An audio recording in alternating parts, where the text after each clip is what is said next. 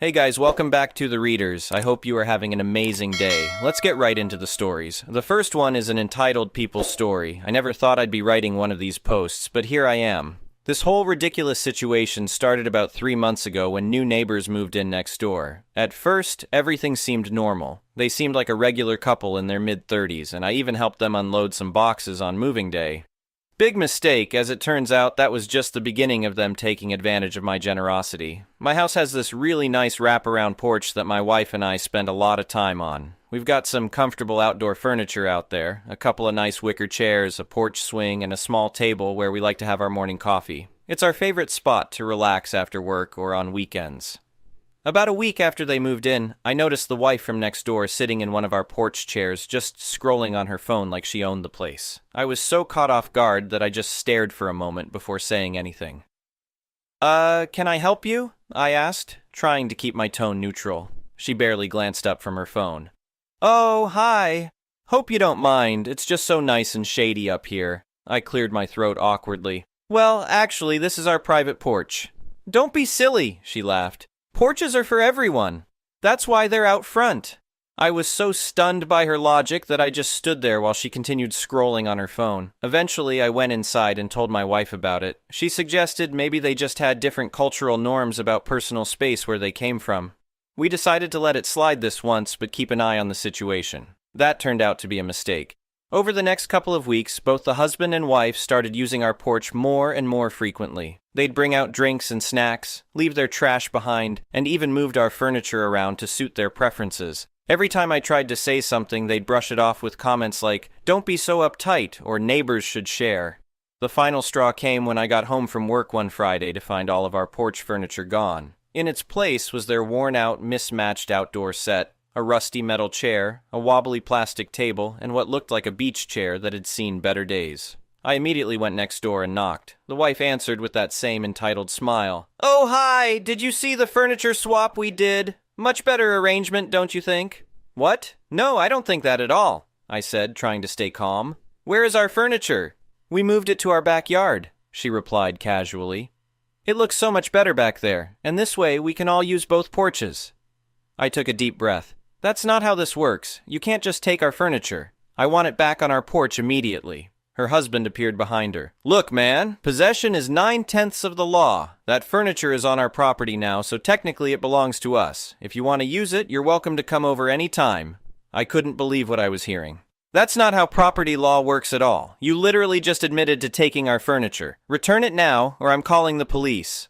They both laughed like I was making a joke. "Go ahead," the husband said. "See how silly you sound reporting that your neighbors are using some porch furniture." So that's exactly what I did. I called the non-emergency police line and reported the theft. While waiting for the officers to arrive, I pulled up my phone and started recording video of our conversation through the screen door, making sure to get them clearly admitting they had taken our furniture. 2 officers showed up about 20 minutes later. The neighbors immediately switched to acting all innocent and confused. "Officers, this is just a misunderstanding," the wife said sweetly. "We were just trying to make the neighborhood more communal and friendly." I played them the video of the husband's "possession is 9/10 of the law" speech. The officer's expressions hardened. "Ma'am, sir, that furniture needs to be returned immediately," one officer stated firmly. "What you've done constitutes theft, and if you don't return the property now, we'll have to take this to the next level." Suddenly, their tune changed completely. They scrambled to return our furniture, all while making excuses about how they thought it was just a fun neighbor thing and they didn't mean any harm. I thought that would be the end of it, but I was wrong. The next morning I woke up to find they had not only moved their ratty furniture back onto our porch, but they'd also added more. Old boxes, broken planters, even what looked like garbage bags full of clothes. When I went to confront them, they refused to answer their door, so I did what any reasonable person would do. I took photos documenting everything, then got my wheelbarrow and moved every single item to the curb with a free sign. Within hours, people had taken almost everything. That evening, the husband came pounding on our door, red-faced and yelling about how we had stolen their belongings. "Actually," I said calmly, pulling out my phone to record again, "you abandoned that property on my porch without permission. I simply moved it to the curb, which is a legal way to dispose of abandoned property after giving reasonable notice." "What notice?" he sputtered. The multiple times I told you to keep your items off my porch, plus the police visit yesterday. But please, if you'd like to continue this conversation, I'm happy to call them again." He stormed off, but I knew this wasn't over. Sure enough, the next day we got a letter from a lawyer claiming we had illegally disposed of their property and demanding $5,000 in compensation. Time to have some fun. I reached out to my cousin, who works at a big law firm in the city. She practically cackled when I told her the story and agreed to help pro bono because, in her words, people this entitled deserve to learn a lesson. She drafted a beautiful response letter that outlined 1. Their documented theft of our furniture. 2. Video evidence of them admitting to the theft. 3. Police report from the incident. 4. Multiple documented instances of trespassing. 5. Photos of them leaving trash and damaged property on our porch. 6. Their abandonment of property on our private property. 7. A counter demand for $7,500 in damages for trespassing, theft, and harassment. The best part? She added that if they chose to pursue legal action, we would be filing a civil suit for the full amount plus legal fees, and she would be happy to discuss their lawyer's interpretation of possession is 9/10 of the law in front of a judge. We never heard back from their lawyer, but they weren't done trying to make our lives difficult. They started filing noise complaints against us. We're a quiet couple who are usually in bed by 10 p.m., They called code enforcement about our yard, which is meticulously maintained. They even tried to start rumors with other neighbors that we were running some kind of illegal business from our home. None of it stuck because we're boring, law-abiding homeowners who document everything. Every false complaint just made them look more unhinged. Finally, I'd had enough of their nonsense. I installed security cameras covering every inch of our porch and property line. I put up no trespassing signs that specifically name them. And I made sure every neighbor had copies of the whole story, including the police report and their lawyer's ridiculous demand letter. The community response was better than I could have hoped. Turns out these neighbors had been pulling similar stunts with other people, trying to use their garages for storage, borrowing items from yards, letting themselves into fenced areas because neighbors shouldn't have boundaries. Several people came forward with similar stories, and we started a neighborhood group chat to document their behavior. Every time they tried something new, it was instantly photographed and shared with the group. They couldn't get away with anything anymore. The situation finally came to a head when they tried to host a community meeting in their backyard, using our stolen furniture, which they never returned after the police made them bring it back, to complain about how unwelcoming the neighborhood had become. Not a single person showed up. Instead, they received a letter signed by most of the neighborhood politely, but firmly suggesting they might be happier in a different community with more communal values.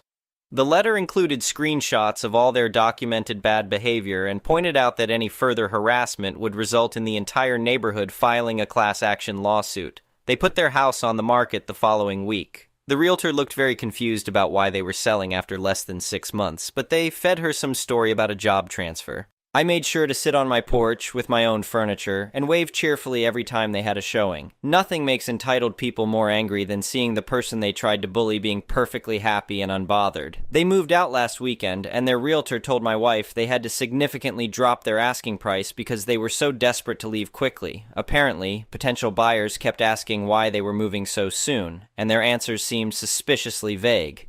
The best part? The new owners seemed lovely. They brought us cookies when they came to do their final walkthrough and asked politely if they could borrow a cup of sugar last night. I was happy to help, after making sure to get it all on camera, of course. Can't be too careful these days. Our porch is once again a peaceful spot for morning coffee and evening relaxation. The neighborhood group chat has evolved into a fun social space for sharing recipes and planning block parties. And I learned some valuable lessons about installing security cameras before they're needed and never giving entitled people an inch. Oh, and we bought new porch furniture. The old set somehow never felt quite right after everything that happened. The new stuff is even nicer, and you better believe we keep it locked up when we're not using it. Edit. Wow, this blew up. Thanks for all the supportive comments. To answer some common questions, 1. Yes, we still have all the documentation, including the videos. Always keep evidence. 2. No, we never got our original furniture back after they returned it that first time. They took it again when we weren't home, and we decided it wasn't worth another police visit. 3. We did think about pressing charges, but honestly, getting them to leave the neighborhood felt like a better outcome for everyone.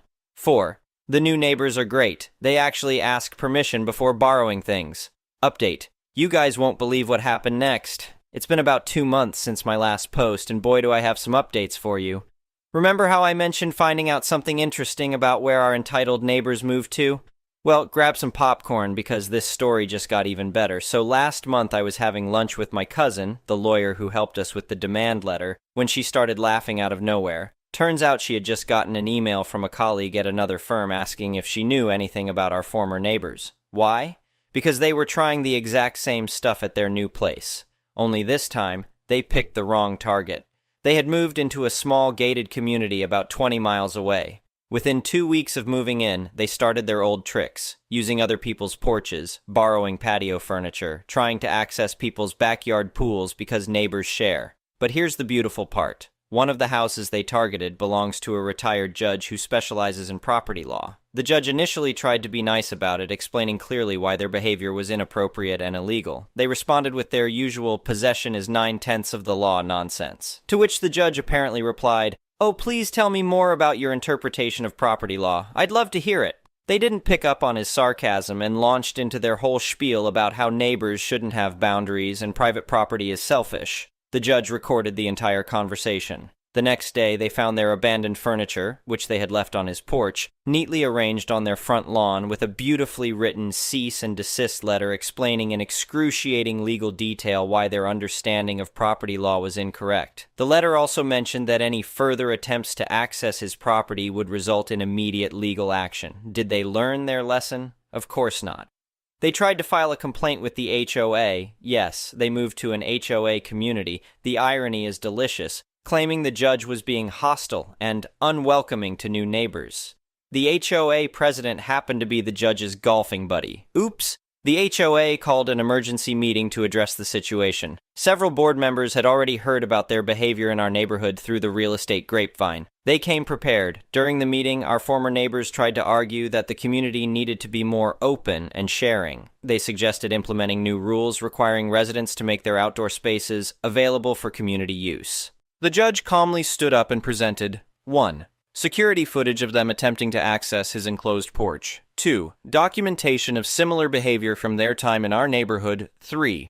The police report from when they stole our furniture. 4. Statements from their previous neighbors. Yes, someone from our neighborhood group chat had connections in the HOA. The HOA board was not amused. They immediately 1. Fined them $1,000 for violating community guidelines. 2. Implemented new security measures specifically because of them. 3. Put them on probation with the HOA. 4. Required them to take a property law course, taught by the judge, naturally, if they wanted to remain in the community. My cousin's colleague said they threw an absolute fit, yelling about how everyone was against them and threatening to sue the HOA. The judge just smiled and said, "I look forward to seeing you in court. I know several excellent judges who would be fascinated by your unique interpretation of property law." They stormed out of the meeting and immediately listed their house again. But this time, they had an even bigger problem. Their previous quick sale in our neighborhood had raised red flags with their mortgage company. Combined with the HOA issues, they were now having trouble qualifying for another loan. Here's where karma gets really beautiful. Remember that furniture of ours they stole? Well, apparently they tried to sell it at their moving sale last weekend.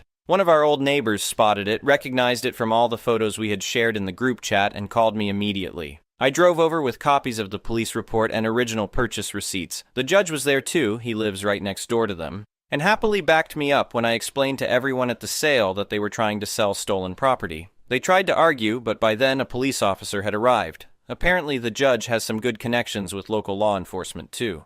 Faced with potential theft charges, they finally admitted that, yes, it was our furniture. We got our original porch set back. It's actually in surprisingly good condition. After a good cleaning, it looks almost new. The judge suggested we could press charges for theft since we now had their admission of guilt, but honestly, the looks on their faces when they had to hand over the furniture in front of all their new neighbors was satisfaction enough. The best part? Today I got a call from their realtor, the one who sold them the house in the gated community. She wanted to warn me that they're trying to move back to our neighborhood. Apparently they can't sell their current house for enough to cover their mortgage because of all the HOA issues, and they think moving back here would solve their problems. They put in an offer on a house 3 doors down from us. The seller called me for a reference since we were such close neighbors before. I directed him to our neighborhood group chat history and suggested he talk to the judge in their current community. They didn't get the house. Last I heard, they're living with relatives while trying to sort out their financial mess. The judge is using their case as an example in his property law lectures at the local college. And our neighborhood has implemented a new rule. All new residents get a friendly welcome packet that includes very clear guidelines about property boundaries and security camera recommendations. Our original porch furniture is back where it belongs, and we've added some extra security features: motion-activated lights, more cameras, and a small sign that reads, "All visitors must respect property boundaries." This means you. The judge helped us word it to be legally precise while still getting the point across. Oh, and remember that neighborhood group chat? We're now connected with their gated communities chat too. Turns out swapping entitled neighbor stories is a great way to build inter-community relationships. The whole experience has taught me some valuable lessons. 1. Always document everything. 2. Security cameras are worth every penny. 3. Sometimes karma needs a little help from a property law judge. 4. Good neighbors respect boundaries. 5. Never underestimate the power of a well-organized group chat. Thanks for all the support on my original post. Remember to lock up your porch furniture, and if someone tries to tell you about possession being 9/10 of the law, maybe direct them to a certain retired judge's property law course. The next one is a pro-revenge story. My dad just shared a story about my late Uncle Dale, his lifelong friend and fellow engineer. So in his memory and in spirit of the upcoming holidays, I present for you the tale of nepotism, engineering students, and Idina Menzel. Uncle Dale was a senior engineer at a small firm in the Midwestern USA and engineering instructor at the local community college. He was also, unofficially, in charge of the office parties. To help offset the costs, he had a small tin box on a table outside of his office with a slot in it so anyone could donate money to the party fund. Everyone knew about it and were happy to donate. A month or so before the company's big Christmas party, Uncle Dale decided to check the box. Lo and behold, it was empty. Uncle Dale knew something was wrong because he had seen several colleagues putting money in the box. This could only mean one thing. Someone was stealing from the party fund. At this moment, Brad, the owner's nephew and a fellow engineer, came around the corner, and something about the way Brad was looking at him made Uncle Dale suspicious. Brad didn't have a good reputation around the office, to say the least. He had a reputation of being pushy, obnoxious, rude, and just plain entitled. Unfortunately, he was not only the owner's beloved nephew, but knew how to skirt the rules so he wouldn't get fired. Uncle Dale decided to set a trap to catch the thief. Using his engineering skills, he set up a hidden rig using a hidden doorbell camera right by the box. He then had a colleague loudly brag about how he contributed $100 to the party fund. Then he waited. He got a notification that the camera was recording, and watched Brad open the empty box, scowl in disgust, and throw the box against the wall. Now you'd think this would end with Uncle Dale presenting the video evidence to his boss to get Brad fired, but oh no. As I mentioned in a previous post, if there's one thing engineers love, it's solving problems. And if it's engineering students, they'll make it an experience to remember. Uncle Dale then went to his engineering students. He offered them extra credit to come up with a rigged box that would make noise when opened. The more obnoxious the sound, the higher the bonus. 1 week later, they delivered their project and demonstrated how it worked. Pleased with the results, Uncle Dale awarded them the extra credit as promised. The next day, he set up the rigged box and proclaimed, "Well, isn't this nice? Someone donated $50 to the party fund." Then he went to his office and waited. The engineering students had rigged the box with one of those inserts from cards that play music when you open them. By popular vote, they had picked Let It Go from the Disney movie Frozen, right around the time the song was beginning to become unpopular. They also managed to ensure that once opened, the box couldn't close unless you pressed a hidden side button releasing the hinge, so the song would continue to play. For extra funsies, they made sure to angle the insert for maximum volume and secured it down with industrial strength glue. Sure enough, everyone in the office heard Idina Menzel belting the hated song and Brad's frustrated grunts while trying to close the box. One of those attracted by the sound was Brad's uncle. Finally, Brad chucked the box at the wall, managing to put a good-sized dent in it. The uncle then summoned Brad to his office. 15 minutes later, Brad left with a cardboard box and cleared out his desk, along with a note in his file, "Do not rehire, do not recommend." So his engineering career was over. That Christmas, Uncle Dale had a little video prepared to show at the party. The doorbell camera had caught Brad's attempt to steal from the box, all to the tune of Let It Go. Thank you for watching. I would really appreciate it if you could like the video and subscribe to our channel if you haven't already.